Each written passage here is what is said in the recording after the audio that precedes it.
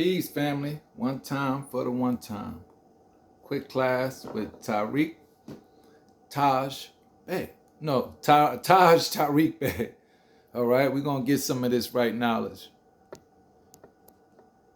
Also, again, understand some arguments, including some of the writs that we put out, so that your comprehension on the thought that's behind them, all right? With your pens and paper. So I'm going to start again with paragraphs 3, and then I'm going to read a couple more pages, and we'll dissertate a little bit and read it through. But basically, I'm going to read the primal parts, and then we'll go over them. So the receivers of the United States bankruptcy are the international bankers via the United Nations, the World Bank, and the International Monetary Fund. So you must know that the World Bank and the International Monetary Fund, which is the IMF, are really one order. They've been split. Are we clear? Clear. But they split them in order to hide their corruption. This is so that the U.S. corporation could control the seats for the application of the president of the World Bank. You understand? And then Britain could control the IMF, but they're actually one order. Are we clear? So you've got to know this so you can understand the shenanigans that's going on, all right? So the receivers of the bankruptcy have adopted a new form of government for the United States. And this new form of government is known as a democracy, being an established socialist communist order under a new governor for America. And this act was instituted and established by transferring and or placing the office of the Secretary of Treasury to that of the Governor of the International Monetary Fund. Public Law 94-564, page 8, section HR 13955 reads in part, the U.S. Secretary of Treasury receives no compensation for representing the United States. And the reason why is because the IRS is now the Treasury. And that's really the Inquisition Revenue Services under the Spanish Inquisition, and it's just now called the Internal Revenue Services, but it's really the Inquisition Revenue Services. So you have to know what things are to know why we say certain things that we're saying.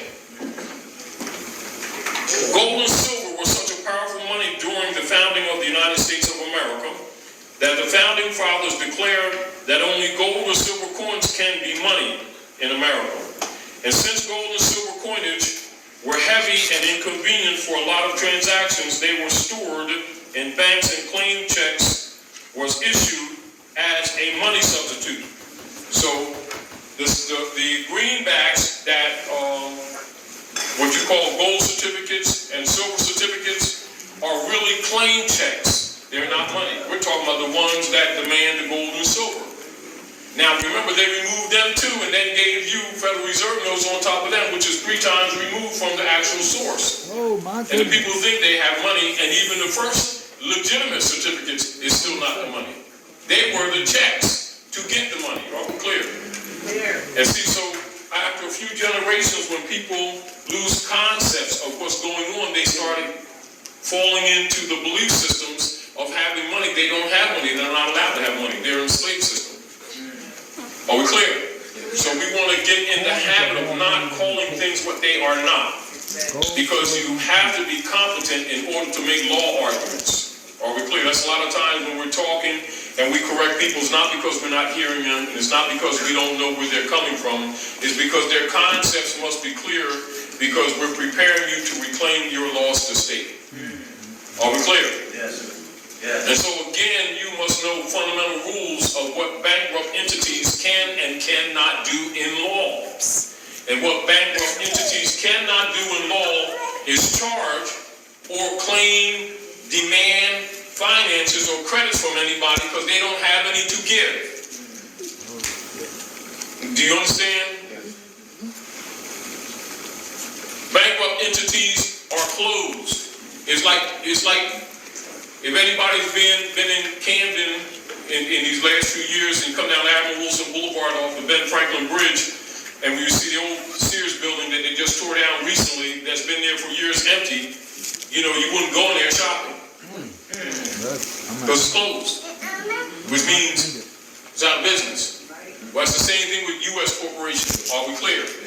They've been continuing doing business by virtue of maintaining an army with what they robbed from the people, and have been forcing the world and governments to accept the Federal Reserve notes. And this is why you have all the multiplicity of wars, because they would murder anybody who would not accept them. That's right. This is what they've been doing. Are we clear? Clear. So we have to. All right, shout out to Taj, man. Thank you, man. I'm learning so much, you know, from your classes and Young Elder.